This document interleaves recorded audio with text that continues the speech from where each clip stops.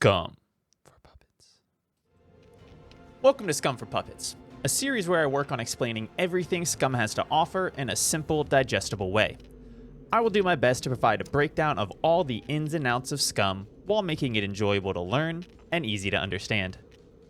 In this video, I'll be taking you through dropping in on the island, whether it's the first time or after you may have died. If you're dropping in for the first time ever, or for the first time in a while, I recommend turning the tutorial sequence on. Dina helps familiarize you with the menus and gives you a couple fame points for completing each quest. I'll be selecting the auto start sequence for this prisoner so that I can show you how to turn it off if Dina starts annoying you. Enabling new player protection is up to personal preference. It doesn't stop you from getting killed, but it will try to spawn you away from puppets and other players. 2 hours in this game goes by really fast, so it ultimately doesn't matter what you choose. I'm going to be selecting yes for this account to be able to show you that this start can work no matter where you land.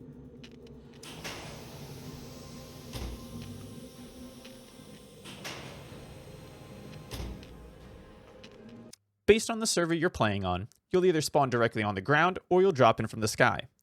If you drop in from the sky, the screen should have prompts informing you on how to open your parachute. For me, it's pressing F, but it may be different based on your settings. Secure communication established. Prisoner, you can call me Dina. This part of the protocol is kept short to increase the chances of you not becoming a human pancake. Use the following parachuting instructions, and I will make contact if you land safely. Secure channel closed. If you can't figure it out, don't panic. Even if you don't press anything, the parachute will still open so you'll have a safe first landing. Try to set yourself down in an open area, and we can get started. I recommend you aiming at an area away from buildings, but if you want a full send, feel free to pause this video and come back if it doesn't work out for you. The first thing that needs to be done is to complete Dina's first task. The first task is just to check to see if your monitor is on and your peripherals are plugged in. My intellect excels, but the creators think I am best used as a tutorial, protocol overseer, and body performance analyst. I will now provide Once you complete the task, head to the 5th menu tab labeled Manual and select the Tasks banner. Once the stone knife task has been accepted, you can abandon the task if you're already sick of her voice or keep following along and completing her assignments. Since I'll be providing a similar starting strategy, I'll go ahead and abandon the task for now. To make things equal, I'm going to get rid of the starting gear that's provided to me from the DLCs I own. But before doing so, I'm going to destroy my bank card. Destroying your bank card should always be the first task you do when you land. This way, if you die, someone can't head to the bank and steal all your cash. Now that we've landed, it's time to get started. First thing we need to do is find 4 stones. You can find stones by searching small gray rock clumps on the ground. Once you search the clump, open your inventory and you'll see the rocks in your vicinity. If you're unable to see the rocks, make sure to select the first tab at the top of your screen. Or you can press number 1 on your keyboard and it'll take you there.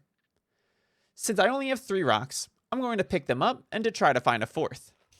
Once I find 4 stones, I'm going to want to make a stone knife and a small stone axe head. There are 2 different ways to craft items.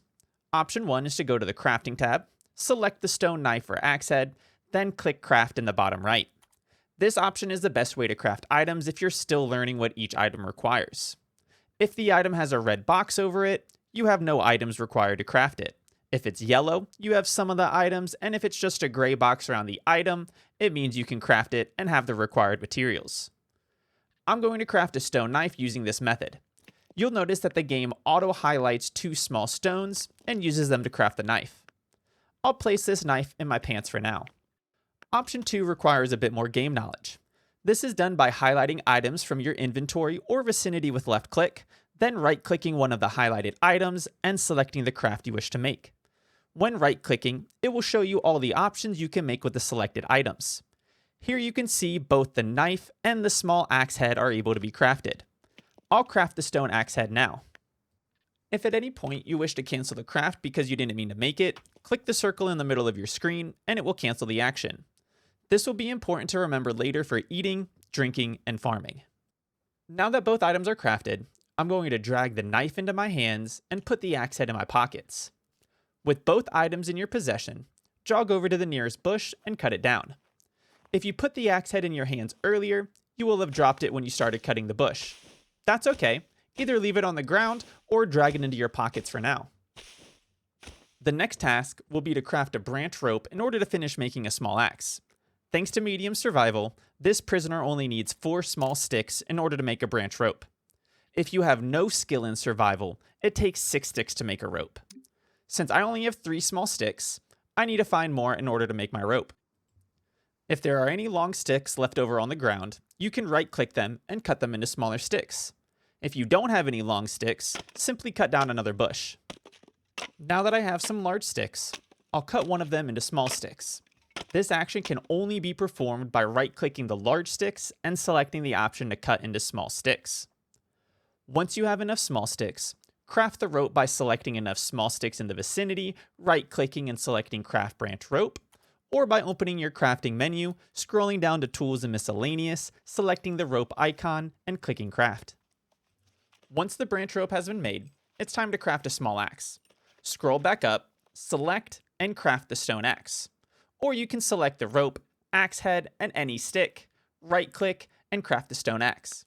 Since using the crafting menu is overall better than the individual click and craft method, I'll be using the crafting menu to craft a majority of the items when I play the game. There will be some exceptions, and I'll make sure to point them out when they arise. At this time, you should have a stone axe in one of your holsters, a stone knife in your pants pockets, and the rest of the rope in your shirt. Next up is crafting a simple backpack. You'll notice that you'll need some rags and a little more rope. Head over to your nearest bush and work on crafting another rope. Since you're using the small axe now, it should cut the bush a little faster than the knife. If the knife was still in your hands, you'll notice that you cut the bush down with the knife. That's fine, you'll get sticks either way. Know that the size of the bush you cut down in-game directly relates to how many sticks you'll receive. Larger bushes give more sticks. After the second rope has been crafted, we need to get 3 rags. This is done by cutting up your clothing. Since the shirt and pants both have inventory space, you'll want to keep those. Everything else is fair game. Cutting the undershirt and underwear is typically enough to get the rags needed. But if you need some more rags, take the rope out of your shirt and cut the shirt into rags. The bag you craft will make up the inventory space lost. Once you have enough rags, craft the improvised courier backpack located in the top row of the clothing item crafts. The easiest way to equip items is by double-clicking the item. You can also drag the item to the Add Clothing square to the left of the vicinity, or by right-clicking and selecting Equip. If you have any additional rag strips, I suggest crafting some rag gloves. They can be crafted using only rag strips, and crafting the backpack usually results in a few extra. If you ended up with extra rags, you can save them in your backpack for meds, or craft the gloves anyway. I'm gonna craft some gloves. Make sure to equip the gloves and not to accidentally leave them on the ground. Next up is crafting a bow and some arrows. You'll notice that you've got enough rope to craft an improvised bow, but you may still be missing a large stick. If that's the case, just cut down another bush. Once the items have been procured, craft the 35-pound bow located in the weapons section of the crafting tab. Once the bow has been crafted, make sure you put it in your second holster. If you have any remaining sticks nearby, go ahead and craft them into wooden arrows and put the arrows in your backpack. You might have to cut some large sticks down into small sticks in order to craft the arrows. Crafting multiple items is where the crafting menu starts to become very helpful.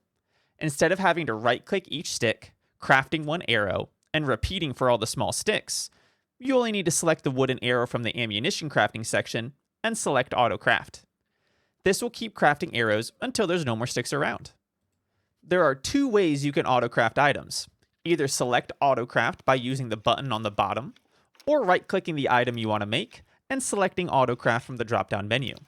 Since crafting will drop the items in your vicinity, double-click the arrows on the ground to place them inside your backpack. Double-clicking makes it easier to collect all your arrows when fighting puppets and NPCs.